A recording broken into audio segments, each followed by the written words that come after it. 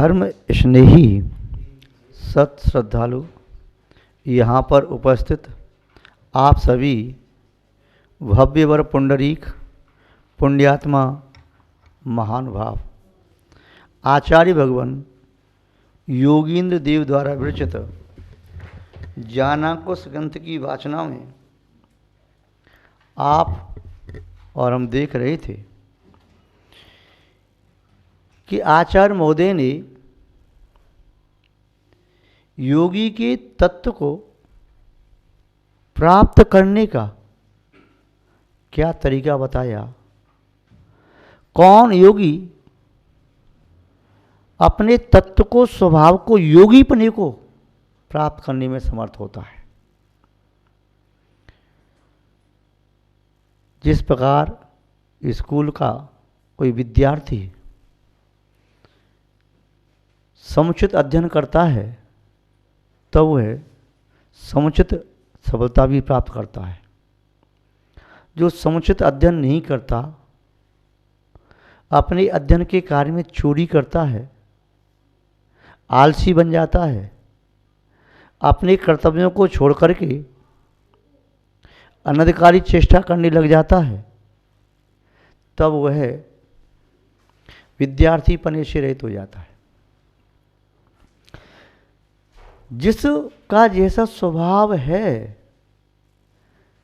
जलत्व से रहित जल नहीं, जीवत्व से रहित जीव नहीं, अजीवत्व से रहित अजीव नहीं। संसार में जितने भी पदार्थ हैं, वस्तुएं, उसमें वह वस्तु का वस्तुपना, वस्तुत्व गुण रहता है। वस्तुत्व गुण नहीं तो वस्तु ही नहीं, अस्तित्व गुण नहीं तो अस्तिपना ही नहीं, द्रव्यत्व गुण नहीं तो द्रव्य द्रव्यति नहीं होगा, प्रमेयत्व गुण नहीं तो द्रव्य किसी भी ज्ञान का विषय नहीं बन सकेगा, प्रदेशत्व गुण नहीं तो किसी भी द्रव्य का कोई आकार संभव ही नहीं है। और अगुलवत्व गुण नहीं होगा तो द्रव्य में सर्वगुण स्थान पद हानि वृद्धि होती है, उसकी पर्याय द्रवित होती है। द्रव्यत्व गुण से द्रवित होती हैं, प्रत्येक पर्याय को प्राप्त करता रहता है, कभी कूटस्थ नहीं होता। अगुलवत्व गुण के माध्यम से इस द्रव्य की पर्याय और गुण अलग होकर के दूसरे द्रव्य में नहीं जाती, दूसरे द्रव्य के समय नहीं जाती। ऐसे ही यहाँ बताया कि योगी पने से सहित जो है सो योगी है, भगवत्ता से सहित जो है सो भगवान है, मनुष्यता या मानवता से सहित है तो मनुज है, मानव है, स्त्रीत्व गुण से युक्त है वह स्त्री है। ऐसे यहाँ पर कहा कि योगीपना यानी योगी का तत्व वह कब प्राप्त होता है। योगी को देख रहे थे, पक्षपात विनिर्मुक्तम लाभा लाभ विवर्जितम माया मनश्चिर पवित्रम च तत्वम भवति योगिना। पक्षपात से रहित, लाभ और अलाभ के विचारों से रहित, मन में माया भाव, प्रपंच, छल कपट या क्रोधादि कषाय का उद्रेक, उसे त्याग करके चित्त को स्थिर करने में समर्थ जो योगी अपने तीनों योगों को नियंत्रण कर पाता है, वही योगी योगीपने से सहित माना जाता है। ज्ञानाकुश ग्रंथ की 28वीं कारिका में सब देखा था।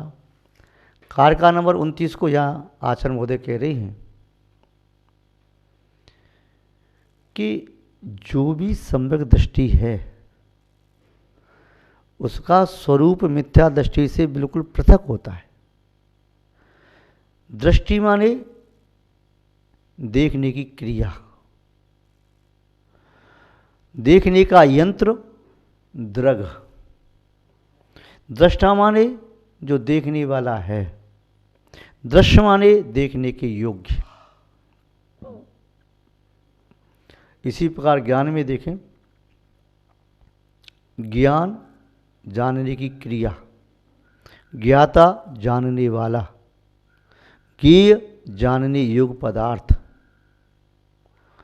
और ज्ञाता ज्ञान ज्ञेय। अब जो ज्ञाता है, जानने वाली आत्मा, ये आत्मा कैसे जानती है? तो ज्ञान गुण से जानती है। जो ज्ञान गुण है, और वह जानने की विधि को भी ज्ञान शब्द से संबोधित किया जाता है। जानना, ज्ञायते अनिनिति ज्ञानम, ज्ञप्ति मात्रम ज्ञानम, अथवा जानाति इति ज्ञानम। जानाति इति ज्ञानम, यह कर्तृवाच्य में जो जानता है वो ज्ञान है। ज्ञायते अनिन, आत्मा जिसके द्वारा जानती है, कर्णवाच्य में ज्ञान। ज्ञप्ति मात्रम, भाववाच्य में जो जान रूप क्रिया है वो ज्ञान। संसार के सभी जीवों के पास ज्ञान है, निगोदिया जीव से लेकर के सिद्ध परमेष्ठी तक। जो है चेतना का लक्षण रूप, उसका कभी अभाव नहीं होता, सबके पास रहता है। जैसे भव प्रत्यय अवधि ज्ञान प्रत्येक वैकृत शरीरधारी के पास होता है, चाहे वह देवनार की कैसा भी हो, न्यून हो या अधिक हो। ऐसे ही कुमति कुसुत ज्ञान या असंबद्ध शीतमति सुत ज्ञान आदि सभी छद्मस्तों के पास होते हैं। ज्ञान होना अलग बात है और यथार्थ ज्ञान होना अलग बात है। भेद ज्ञान होना अलग बात है और भेदों का ज्ञान होना अलग बात है। भेदों का ज्ञान सामान्य व्यक्ति को हो सकता है, परंतु भेद विज्ञान विशेष व्यक्ति को ही संभव है। महान भाव। देखो, प्राकृतिक पदार्थ भी जो दृष्टिगोचर होते हैं, वे भी वेद विज्ञान की शिक्षा देने वाले होते हैं। जो आचार्य महोदय वेद विज्ञान की बात कह रहे हैं, उनकी कारिका के माध्यम से देखें, बात स्पष्ट हो।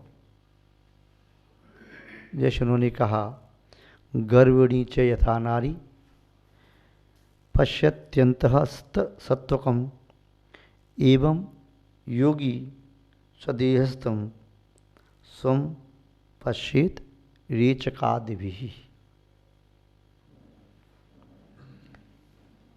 योगी रेचक आदि विधि के द्वारा अपने शरीर के अंदर स्वत्व का अनुभव करे। योगी अलग है, उसके योग अलग हैं। गर्भिणी नारी का उदाहरण दिया, प्रकृति के और भी बहुत से उदाहरण हैं।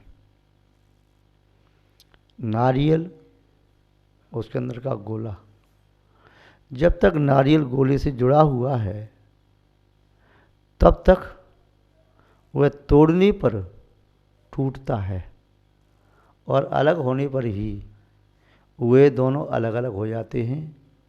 फिर बाहर से तोड़ने पर अंदर सुरक्षा बनी भी रहती है। नारियल की तरह से अन्य भी फल आप लोग जानते हैं, चाहे बादाम है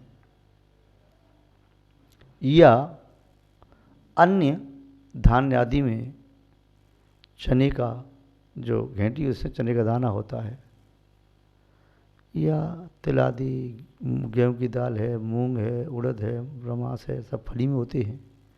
कवर अलग है और अंदर वाली चीज़ अलग है। दोनों एक साथ जुड़ी होने के बावजूद भी दोनों अलग अलग हैं।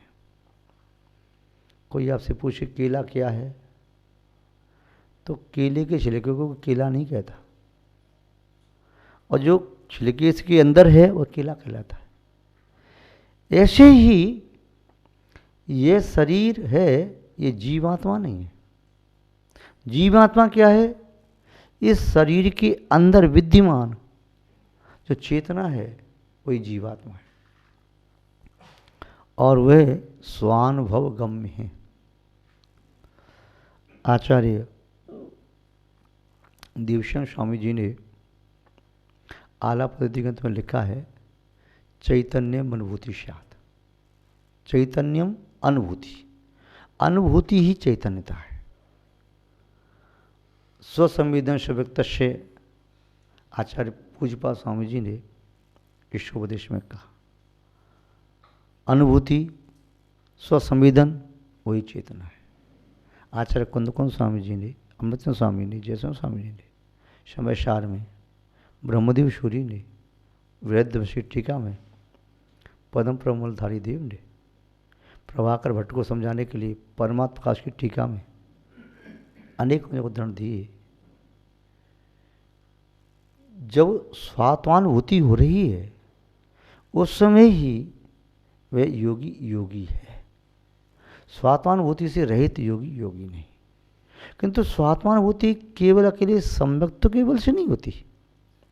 सम्यक्त्व के माध्यम से तो श्रद्धान होता है, ज्ञान के माध्यम से जानकारी होती है, किंतु अनुभूति आत्मा का आत्मस्थ होना, आत्मा की अनुभूति है। जैसे समाधि कहें, निर्विकल्प ध्यान कहें, योग साधना कहें और निश्चय मोक्ष मार्ग कहें, एक अर्थवाची है। यहाँ पर आचार्य महोदय कह रहे हैं, गर्भिणी च यथा नारी। जिस प्रकार गर्भवती स्त्री पश्यन्त्यन्तस्तः सस्तकम, अपने शरीर के अंदर जो गर्भ धारण किया है उसका अनुभव करती है। गर्भ अलग दिखाई नहीं दे रहा, उदर आदि की वृद्धि से अनुमान लगाया जाता है, किंतु ये अनुमान भी जरूरी नहीं है। जो गर्भवती नहीं है उसका उदर आदि भी स्थूल हो सकता है, और जिनके उदर अल्प होते हैं, छोटे होते हैं, वो गर्भवती होने के उपरांत भी उनकी उदर का उतना विस्तार नहीं होता। तीर्थंकर की माँ जब गर्भवती होती हैं तो उनकी नाभि के नीचे पड़ी हुई त्रिबली भी भंग नहीं होती। तो ये यहाँ कहा कि बाह्य अनुमान होते हैं, किंतु अनुभूति उस गर्भवती महिला को होती है कि अंदर जो सत्व है, जीव है, उसकी वृद्धि हो रही है। उसका अनुभव कोई बाहर से नहीं करता, और वह ये भी जानती है कि मैं अलग हूँ, ये जीव अलग है। दोनों की वृद्धि अलग अलग होती है, दोनों को एक नहीं कहा जा सकता। ऐसे ही योगी पहले तो इस बात को अपनी श्रद्धा में लाता है कि मेरी आत्मा अलग है, शरीर अलग है। और श्रद्धा कब बनती है? जब पहले शब्दों में जानता है, सद्गुरुओं के उपदेश से, समीचीन शास्त्रों के स्वाध्याय से, व गीता जिंद्र भगवान की दिव्यध्वनि सुन करके वो जानता है, पहले शब्दों को ग्रहण करता है, उन शब्दों को फिर अनुभव में लाता है। जैसे किसी ने कहा कांटा लगने से कष्ट होता है, तो पहले सुना, उसके बाद में उसे दूसरे को कांटा लगा हुआ देखा, उसे कष्ट में, पीड़ा में देख लिया, ज्ञान हुआ। क्या पहले श्रद्धान किया, कांटा लगने से कष्ट होता है, मेरे भी कांटा लगा था, ऐसे कष्ट हुआ था, देखो उसके कांटा लगा, कष्ट हो रहा है, नहीं तो कितना दुखी हो रहा है। तो श्रद्धान हो गया और जान भी हो गया, किंतु अनुभव नहीं हुआ। चाहे एक नहीं 100 व्यक्तियों को देख ले जिनके कांटे लगे रोते हुए, परंतु उसे अनुभूति नहीं हो रही कष्ट क्या है। शरीर की पीड़ा का अनुभव उसे ही होता है जिसके शरीर में पीड़ा हुई हो। शरीर के सुख का अनुभव वही करता है जो शरीर में सुख का अनुभव कर रहा है। शरीर में सुख नहीं तो केवल कल्पना जाल से अनुभूतियाँ नहीं होती। कल्पनाओं के माध्यम से या शब्दों के माध्यम से अनुभूति तक नहीं पहुंच सकते। अनुभूति उस घटना का आत्मा से साक्षात्कार होने पर ही संभव है, अन्यथा नहीं। आचार्य महोदय ने यह बताया, गर्भिणी चेता नारी, जैसे गर्भिणी स्त्री अपने अंतः स्थित सत्य को पश्यती, देखती, अनुभव करती है। एवं योगी स्वदेहस्थम, इस प्रकार से योगी भी अपने देह में स्थित स्वम पश्येत रेचकादि भी, स्वम अपने आप का, अपनी आत्मा का अवलोकन करता है, दर्शन करता है, अनुभव करता है, प्रतीति करता है। कैसे करता है? रेचकादि भी। रेचकादि विकास है, रेचक, कुंभक, पूरक, 3 प्रक्रिया होती है। पहले अशुभ अशुद्ध वर्गणाएं हैं, उनका रेचन। उसके बाद में शुभ का आहरण, उसका फिर रोक करके कुंभक। रेचक, कुंभक, पूरक। वैद्य लोग किसी की चिकित्सा करने के पूर्व उसकी नाड़ी देखते हैं। नाड़ी से पता लगाते हैं कि वात प्रकोपित है या पित्त प्रकोपित है या कफ प्रकोपित है या मिश्र प्रकृति प्रकोपित है। फिर जान करके वे रेचक आदि पदार्थों से जो शरीर के लिए रोग को पैदा करने वाला पदार्थ है उसे शरीर के बाहर निकालते हैं। उसके बाद में फिर शुद्ध पदार्थों का सेवन कराते हैं। भवन में गंदगी है, बदबू आ रही है सब जगह, कुशल व्यक्ति गंदगी को निकाल के बाहर करता है। उसके बाद में उसे इत्र आदि का छिड़काव रूम फ्रेशनर के माध्यम से कर रहा है। ऐसे ही उस गंदगी को बाहर निकाले बिना संभव नहीं। तो आचार्य महोदय बता रहे हैं प्राणायाम की जो क्रिया है, श्वास का लेना, रोकना, छोड़ना, तो पहले जो है उसे छोड़ो, उसके बाद नई श्वास को लो, फिर थोड़ा रोक करके रखो, कुंभक यानी कलश की तरह से उधर का फूल जाना, फिर वह आलोड़न और अंदर से जो विकृत वायु है उसका अपने त्याग कर देना, विसर्जन कर देना। ऐसे ही योगी प्राणायाम आदि की क्रिया से अपने शरीर को स्वस्थ करके अपनी आत्मा का अनुभव करने में समर्थ होता है। ये आचार्य महोदय का भाव रहा। आज इतना ही पर्याप्त समझते हैं, विशेष कथन बाद में करना चाहिए। जय बोली श्री शांतनाथ भगवान की, परम पूज्य आचार्य गुरुदेव श्री विद्यानंद जी महाराज की, अहिंसामय विश्व धर्म की।